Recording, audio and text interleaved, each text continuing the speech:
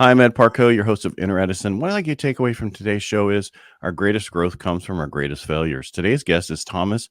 Is it Seager? You kind of had this accent when you said it. I could have swore. Seager. Seager. Yep. All right, let's welcome him and get to know his story, his journey. You were sent to me by a good friend, and she was raving about your ice baths. And I had no idea what that was. So can you give me a little story, how your background and kind of how you got into that, and you can tell us all about it. That sounds great. I'm a recovering professor of sorts. I still teach at ASU, do a lot of research. But if you go back before Morozko Forge, our ice bath company, this is before COVID. We founded it 3 years ago. So go back in time, maybe 5 years. Here I am, a professor of civil engineering at Arizona State, and I'm studying resilient infrastructure. I'm studying what happens in disasters. I'm studying what happens to the power grid or the highways.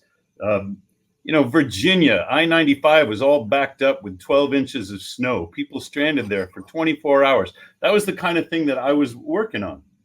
Then I realized that it's not about the concrete or the equipment or the infrastructure or the backup generators. The more I went into resilient infrastructure, the more I realized that it's the resilient person. This is where creativity comes from. So the adaptive response in any disaster, it's going to come from people, not from things.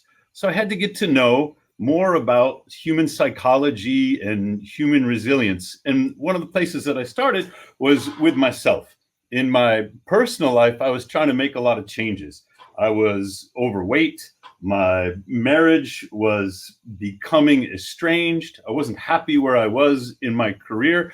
And I made a decision that I was going to make some changes. I started reading everything I could.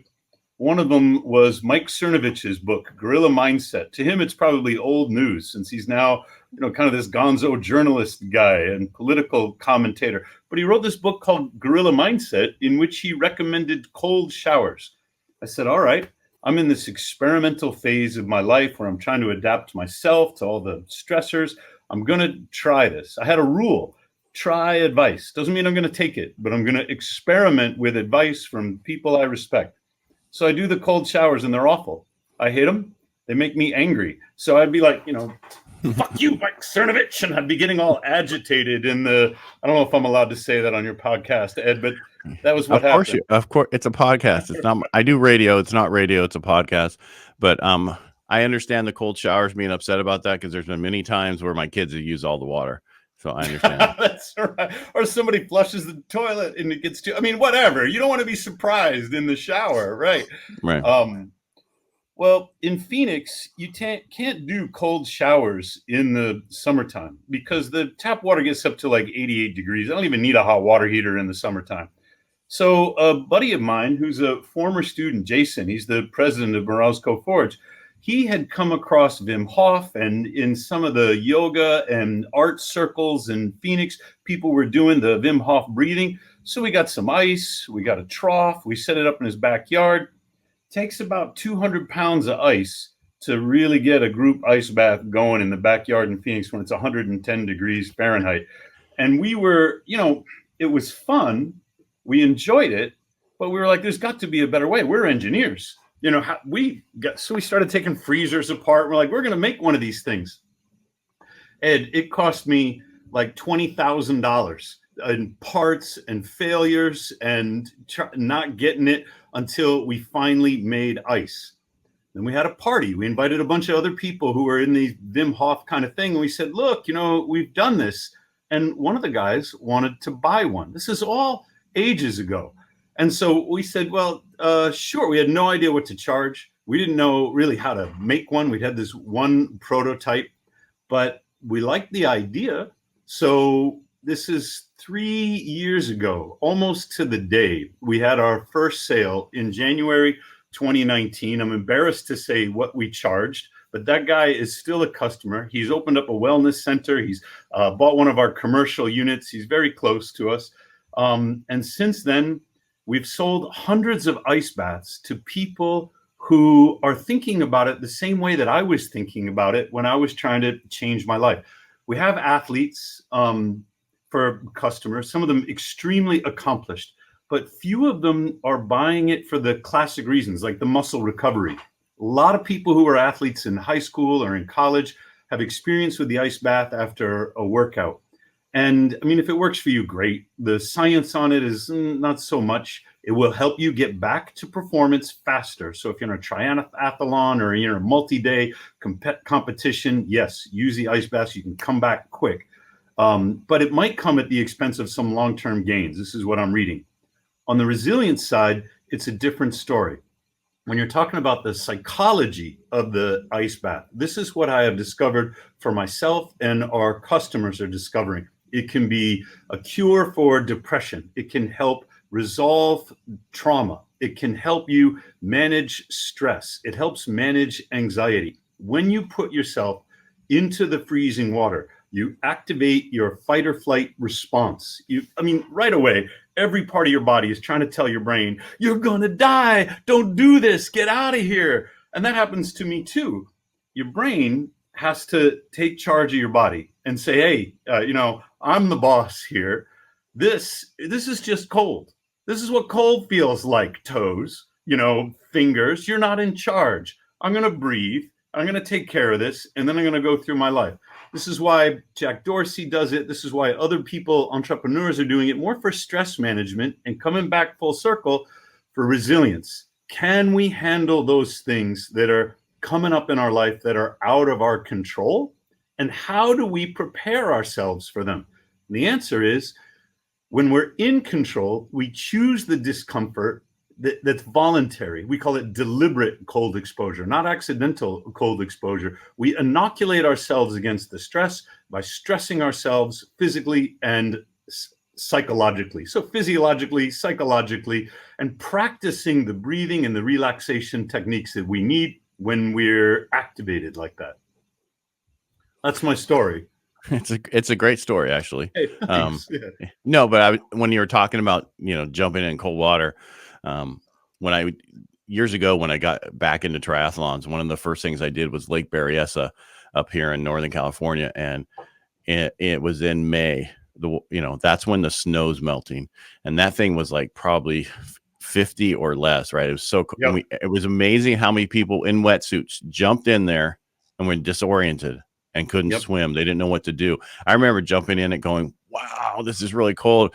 And I go, and I was there for a second. I go, I better just get going because otherwise I'll be stuck in this thing. But it was so cold. I've never been in such cold water in my life. But it did make me get through it faster, and then the thing was, and the ride on the bike was so much easier because you're, cold, which was good for me. Right. And so I did really well, but I understand the whole cold, that part of it. But when you're saying about athletes, I remember when I did soccer in high school, I lived in an ice bath for my ankles because I had huge ankle issues because of soccer. It was really bad for that, turning and everything. So I understand a lot of that, but I never knew about it for resilient, for that part, what you were talking about. And what is the breathing you were talking about? I use box breathing. Breathing exists somewhere between the voluntary and the involuntary. There are a lot of systems in your body that are automatic. But breath is one that is sort of semi-automatic. You can hold your breath when you want to, but only for so long before it becomes involuntary. And if you're going up a flight of stairs or something, you'll start to breathe faster without even thinking about it. But you can also take control of your breathing. So breathing is the gateway to what's called the parasympathetic nervous system. You have the sympathetic, which is your automatic fight, flight, freeze, fawn response. And it's typically in response to a threat or the memory of a threat, as in PTSD or complex PTSD. Those are automatic responses. But then the part that calms you down is called the parasympathetic system. Because most people can't control their heart rate and they can't control their skin temperature, their sweat glands, and all these other physiological responses to stress, where we start is controlling your breathing. And what I do is this technique called box breathing. For me, it's in on 6, out on 4. You could do it the other way around. You could do 5 and 5.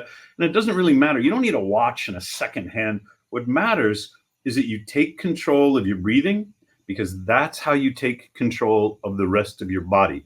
When you're dysregulated, when your emotions and your physiological response is ruling your thoughts, all your creativity is out the window. You're no longer adaptive. You're no longer intentional. The breath is the gateway back to intentionality and creativity. So this is how we cope. Okay. No, you were just saying a name, and I never heard that before. Not the box breathing, but there was another name of a gentleman who there was doing certain breathing. That's how it all started with your ice Wim bath. Hof? Yeah, Wim Hof. Yeah, that one. Yeah. Wim, he's known as the Crazy Dutchman or as the Iceman. He's done more to popularize breathwork and cold exposure than anyone else that I've run into. I don't know him. I've never met him personally, but he has a program in Poland where he will train people in his breathwork, which is an intentional hyperventilation. He'll train them in cold exposure, and they can do amazing physiological feats like climb Mount Kilimanjaro in a day in nothing but bathing trunks. You know, nobody can do that because altitude sickness sets in. But these people who've been training with Vim for a week, boom, they go up Kilimanjaro, they come down, they're fine. Because Vim is such an extraordinary physical specimen, and I don't mean that he's ripped. I mean that he can control his immune system. He gets a lot of attention. He holds several world records. And he's opened people up to the possibilities of breathwork and cold exposure that people didn't know existed. Wow. In a way, Vim helps people take charge of their own health, their own response. And he's got a great story about how the cold brought him out of a depression. So there, again, he acknowledges the physiological and the psychological in the way they interact. Okay. All right, so let's talk about your product, if you don't mind. All right, and your business, right? I assume have you owned a business before? This one, have you done multiple? I've tried, but I've never done anything as successful as Morozko Forge. Okay, all right. So you've had Edison moments, I take it. Then those are where our greatest confidence come from, our greatest defeats. And basically, you said this cost you $20,000 while you're building it, trying to come up with the idea. Well, that you were all learning how to do it the same way other people, Edison did with the light bulb and other people did. So looking back, is there anything you would like to change? I don't look back like that a lot. I mean, I do reflect on my mistakes or things that I could have done better. Or learning, right? If we're not winning, we're losing. I mean, we're learning, not losing. I don't know. Yeah, if you're not, yeah.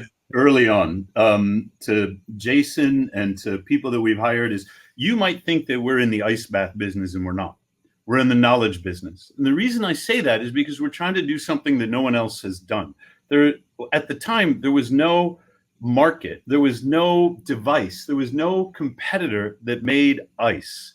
We were the first, and we're one of few in the world now that still makes its own ice. So we're trying to figure out all these things from scratch, and it's inevitable that we're gonna learn by failing.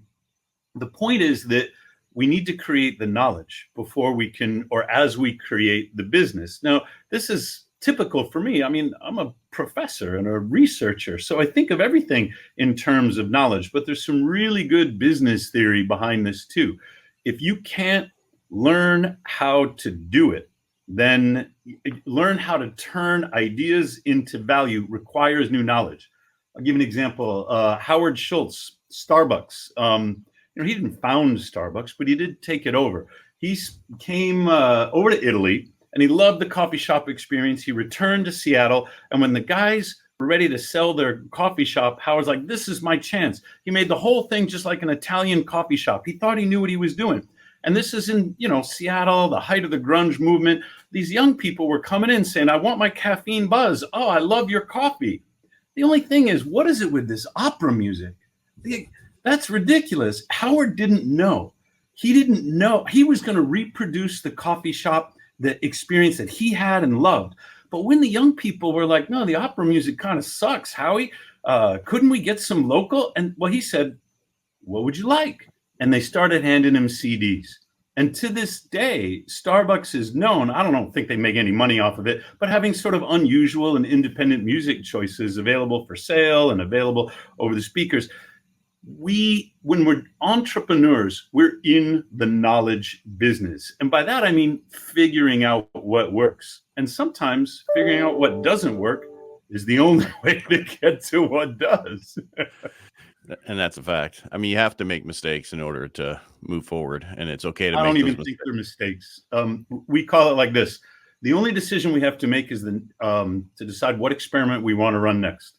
At least in the first 2 years, we would say, well, what if? We have our co-creative problem-solving protocols, we call them.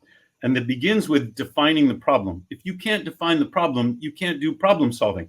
Often, entrepreneurs and inventors will skip to solutions. And I see this, in my work at the university all the time. Then I'll come along, because I'm such a jerk, and I'll say, well, that's a wonderful, nano emulsion, whatever the hell it is, because there's all kinds of inventive people on campus. I'll say, what problem does that solve? And then I'll get back from a graduate student or a faculty colleague. They'll say, no, Dr. Seager, you don't understand. We have nanobubbles. And I go, they're magnificent nanobubbles, but what problem are you solving for somebody? We get so, especially as engineers and inventors, we get so enamored with our solution, we forget that we're solving a problem. Once you've defined the problem, now you can say, well, what about this? What about this? What about this? They're all hypotheses. The only decision that you have to make when you're starting off is which experiment are you going to run next? Right. Well, and I've been in sales my whole life, right? And so you sell the solution that you solve, not what you don't sell that solution, right? The problem you're solving is what you're selling, not the solution you're trying to sell them. And that's what you just said. That's what you just said, right? Basically, yeah. Well, why is this going to help that person, basically? And that's where you are with your ice bath, right? You got it. There are 3 questions. What problem are you trying to solve? Who has that problem? And what are they willing to pay for a solution? So when you're thinking about a new business venture, if you haven't got the problem and you don't know whose problem it is, and you don't know what they're willing to pay, then you don't know what experiment to run. You don't know what knowledge to create. You don't have a concept for a venture. And it could be that you're working on something really super neat, like, nanobubbles, but don't think of it as a business yet. Right. Now, because I mean, your solution, right? What you make is very unique. You just went in the dark there. Move around. The damn lights around here. If I don't I have move the same problem. Enough, I have the same problem in my. There you go. It came back on. I gotta hire a graduate student or something to, like in a Dilbert comic strip. Or what I did is I just replaced it with a regular switch. Just because because where ours was, most of us are in other offices and we never walk out to the front, right? And because there's a wall there, and so everybody think we're not here. Well, it wasn't a bad thing, yeah. But back to we're talking about Starbucks and how the music thing. Well, I mean, with the whole pandemic and the lockdowns and things changed. I mean, a lot of that stuff has changed where people don't go in places as much. And that's a sad thing. But what intrigued me about your ice bath was because you were saying how it makes its own ice, because otherwise you got to get a lot of ice, right? To do an ice bath. And when you came up with it, you had to find out who would want it and how to sell it, right? The price point. How did you figure that out? First, we knew the problem we were trying to solve. We didn't want to have to go to the Quickie Mart every freaking Sunday and load up on 200 pounds of ice that's just going to melt 20 minutes later. So we knew that we were solving a problem. We knew who had the problem. We did. Because this is a problem that we started working on as a hobby for us as engineers. What we lost track of was, and what are we willing to pay for the solution? I went on Sears.com and I bought myself a Kenmore freezer. It was a big ass chest. This is before COVID, when you can still buy things and then they show up. I didn't like it. Although it did solve the problem of having to buy ice. It felt like I was in a coffin. The temperature was impossible to control. It wasn't the right aesthetic experience for me. What I lost track of was, if you told me ahead of time it was going to cost me $20,000 just to get to the first prototype, I might have said, well, maybe that chest freezer isn't so bad. Maybe I could work with that a little. And we have a number of people who will eschew our product because it's expensive. And they want to do something else, and it's fine. There's a lot of DIY videos about how to do a chest freezer or whatever it is. We started with ourselves as kind of our own customers. And there's a moment, I think it was in Walter Isaacson's biography of Steve Jobs. They were talking about the iPod. It was just long before the phone. And they had several prototypes like around the table. And Jobs never held like a marketing focus group in his life. He said, I knew we were onto something because everyone in the room wanted one. So one way to start is to say, I have this problem. I am my own customer, and I'm willing to pay this kind of, whatever it is. But after somebody else wanted to buy one, we had to then go through the process of empathizing with other people. What are their problems? And a whole host of new problems showed up. It's not just, I don't want to haul ice. Some people were, I want to microdose the cold. I want to get in there, 2 minutes a day, every day. And I can't go to the lake and cut a hole in it every day. I want this to be a 20-minute part of my, okay, so that's one. We had another guy, a customer, Dean Hall in Oregon. He does a lot of cold water swimming. And he swore to me that cold water swimming cured his cancer. And I'm like, that's his experience. I'm a science guy, but I'm not going to contradict somebody's experience. So we send him a forge, and he uses it to train for his cold water swimming so he can stay acclimated to the cold. But Dean is such a convincing and an interesting guy that he sent me to the library. I mean, he didn't tell me, but I'm like, well, I got to look into this. Turns out that 80% of cancers feed on glucose exclusively. And what does cold exposure do? It clears glucose from your bloodstream. It turns out that ketones, which your body will produce when you're in a low carbohydrate or a carbohydrate starved environment, ketones are toxic to cancer cells. So what was Dean doing when he was diagnosed with leukemia and he became this endurance swimmer because he wanted to inspire other cancer patients? He was in the Willamette River like hours a day. He swam the whole length of the Willamette River. He's the only person who's ever done it. He was putting himself into a low glucose setting, driving himself into ketosis, producing his own endogenous ketone, and killing his cancer. We wrote an article about it, and because it opened my mind. There's some great science on the Warburg effect and Travers Christopherson's book, Tripping Over the Truth. Now it opened up new customer pathways. I'm not there because I didn't think I was a customer because I was concerned about cancer until I had a PSA come back. And, it was 4. And I thought, well, that's a little high, but it's unreliable. I did it again, came back 7. And it was a real scare. I thought, this is going in the wrong direction. And I started talking to guys my age, a little older, a little younger than me, about their prostate screening and their experience. It was awful. I didn't even want a biopsy because of the experiences they were telling me. And I definitely didn't want a removal. So I said, I'm going to do this a little bit differently. I'm going to get in my ice bath. I'm going to go low carb. I'm going to see if any of this works for me. I brought my PSA score from 7, which is an elevated risk of cancer, to 0.8, which is fantastic. It took me 6 months to do it this way. And then something else happened along the way. I'm there and I'm getting the whole men's health workup, at the lab so I can monitor my prostate. And one of those is testosterone. I didn't think a lot of it. I'm just checking the box and came up, 700, which is great. At the time, what was I, 50 years old, and 700 is a really good reading. But when I brought my PSA down to 0.8, 6 months later, my T levels went up to 1140. And Ed, that in America, that's unheard of for a 50 year old man. So I had this really good experience with testosterone as a result of the ice baths that I was doing for my prostate. I go back to the library, because this is what I do. I'm a researcher. And I started looking for studies on ice bath, exercise, and T levels.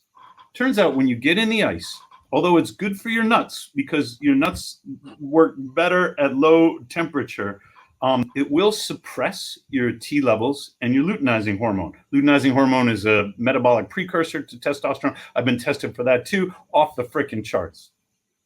But when you exercise after the ice bath, this is a 1991 study done with young men in Japan, and they did before, after, before. When you use the exercise to recover from the ice, rather than ice to recover from your T levels, your luteinizing hormone go through the roof. So I show this to Jason and I'm like, I want you to get tested too. He's 12 something years younger than me. So he did. And he was, he gets tested every birthday, 40th, 41st, 42nd. He was, I'm trying to remember, I'm going to make up a number, but 400 or 500, something normal and healthy. And he just tested out his 42nd birthday over 900. And we're like, now I think we're on to something. So you can see how there's something called the customer archetype. We started because we were the ones with the problem, but now we can see any number of other customer archetypes could come to us and say, I have a different problem. It could be the same solution, but a variety of customer motivations. All right. So I want to get to that because everybody I know of, they're taking gel or they're taking shots. Okay. I don't know that, but my urologist did not believe my blood tests. No, what I mean is when I hear people I know. Yeah. Your people. Okay. Because I'm in that age group that you're talking about. Everybody I know is on T gel, T whatever they're taking to get their testosterone up. Right, so I didn't know that. So it's huge. I mean, I can tell you right now, in my circle that I know and many different places, there's out of 100 guys our age, I'd say 90 of them are on it. Holy smoke. Okay. So you have a huge market here that you have no idea is a huge market. So how long do you have to be in the ice bath prior to the workout? I did a minute and a half this morning. I was kind of rushed. I was thinking about this podcast. I had errands to run before I could sit down. I'm like, I've never used StreamYard, and I'm sitting in the ice. And sometimes I'll be in there 5-6 minutes and I won't shiver.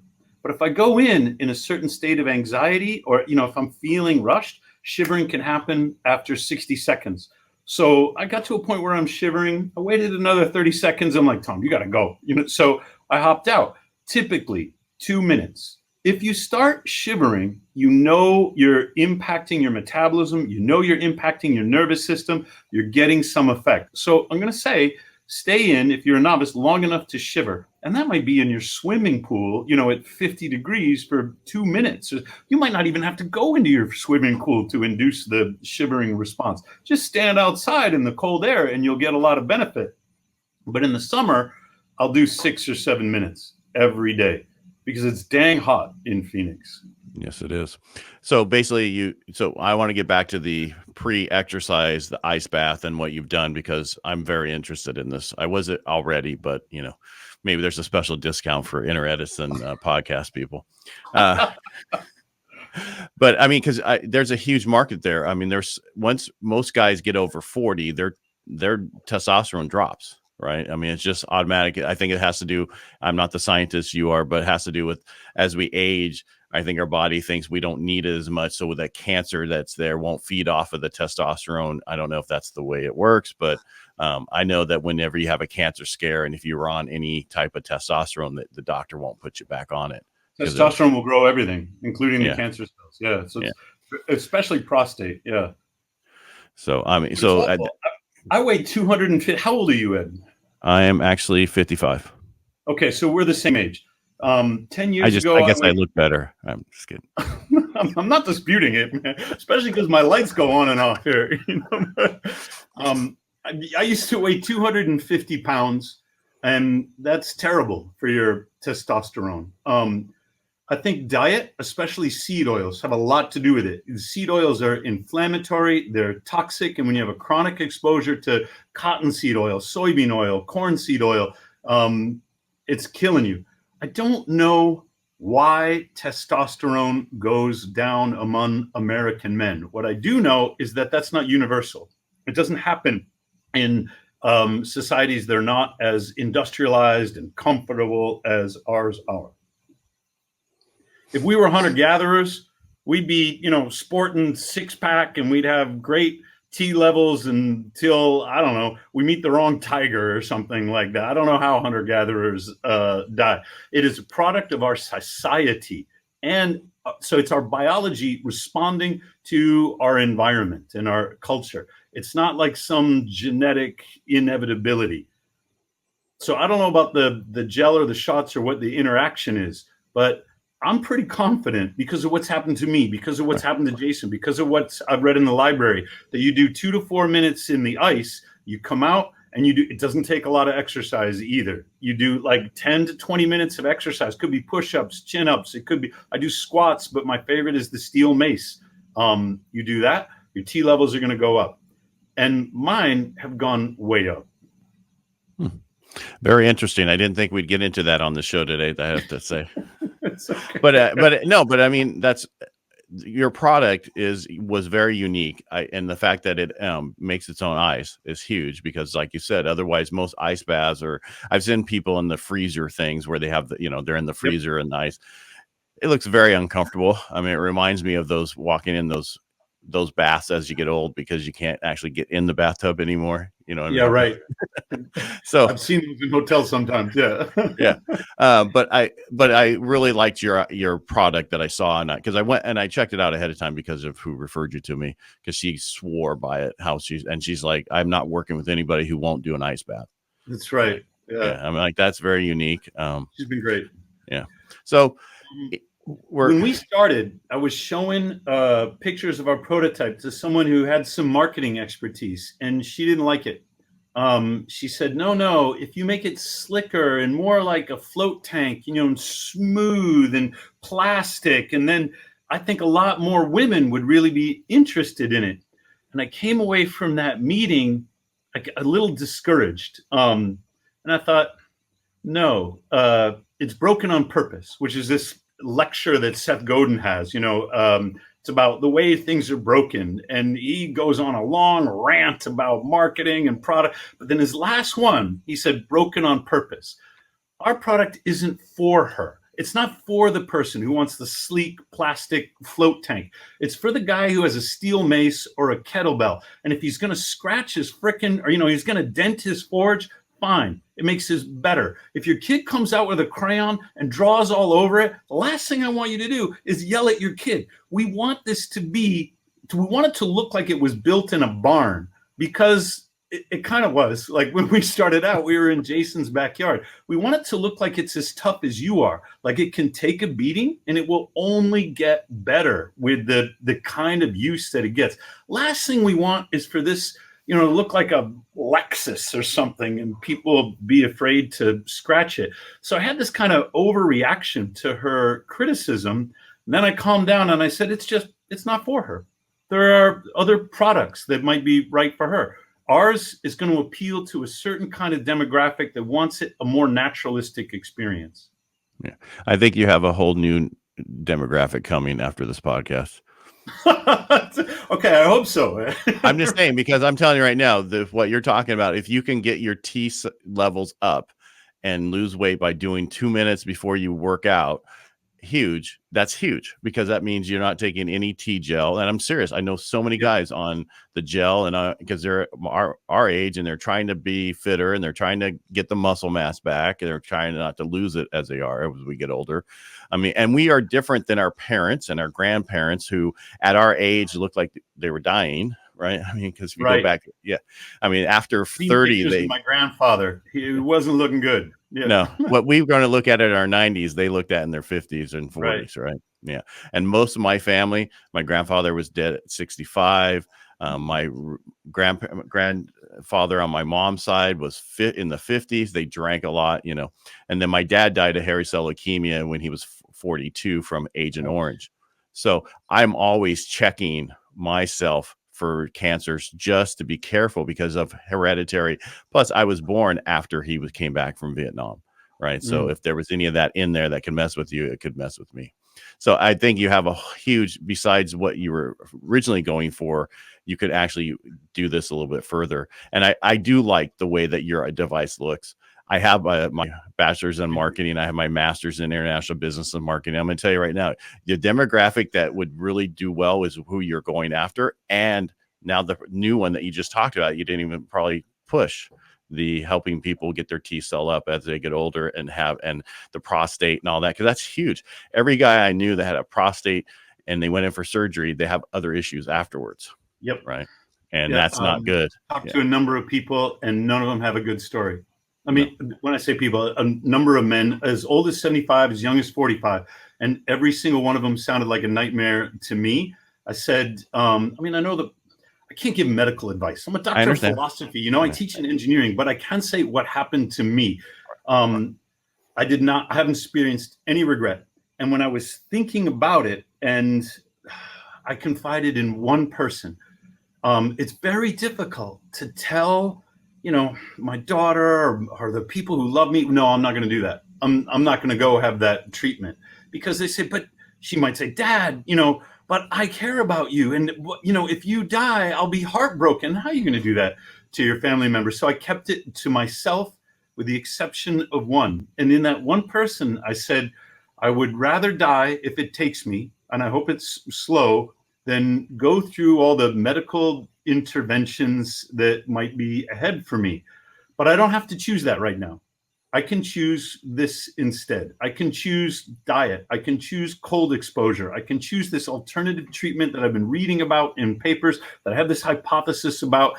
And if it doesn't work, other treatment options I can change my mind later. And I'm ecstatic that I did not get overdiagnosed, that I did not get unnecessary surgery or biopsies, that I did it in a way that works for me. But since then, I've talked to other men in similar circumstances. Say, hey, okay, so you got an elevated PSA and they're telling you to do this and this. I just want to tell you, this is what I did. Nobody's taken me up on it yet. Oh, really? I think you should do a survey. You should do a whole test, the medical thing, and see if it does it over a certain period of time, if it makes a change, a bunch of different people. Because it's what does it matter if it's today or 6 months from now, to get that surgery that could be very detrimental to you and what you feel you are as a person or a man, right? Because there's stuff that happens from those. There are a few prostate cancers that can be very aggressive. For the most part, they move slow. So I just finished a book called Overdiagnosed, and the evidence on prostate screening and whether it improves mortality, not really there. Same with mammograms. If you're a woman under 50, don't get a mammogram. Take care of your body. Get seed oils out of your diet. Get some cold exposure. Get some exercise. These are much better for your body than medical screening, in my opinion. Right. Again, in your opinion. That's right. Nice how you added that in there. Yeah, I'm just got a sport coat on, so that's who I am. Well, you're probably the only person that ever had a sport coat on my Inner Edison. I almost went and got mine. I'm doing some commercials today, so I have all my other clothes. Otherwise, I'd be in a hat, but I'm afraid if I wore a hat, I'd have a mark across here when I was on camera, the other camera. So now you're making me self-conscious, Ed. Why? I should think about these things. That's how but you are who you are, and that's why you're on here the way you are, and I want everybody to come on here the way they are. I'm an old veteran, so that's why I have the flag behind me. But I really appreciate you coming on the show and sharing everything about who you are, your product, what it does. And I think there's so much more to this and another avenue that you can go into I know you probably couldn't promote what happened to you, but you can just tell people's story, what it did for you, and get other people's stories and tell people this is what it did for me. Because I definitely am very interested and I would definitely put out there what it happened to me. Fantastic. I'd love that. Yeah. I just talked to a customer who's going to run an experiment on his heart rate variability because he's got his Oura ring. He's measuring. I did a little article on it, and I can't wait to get more data back. All right. And Thomas, thank you so much for being on the show today. I really appreciate it. You've been a great host. Oh, thank you. I try. And I want to thank everybody for watching. And if you're listening to this, if you like what we do here, please share and subscribe and leave a review. And Thomas, thank you so much. I really appreciate you coming on the show today. It's been a pleasure.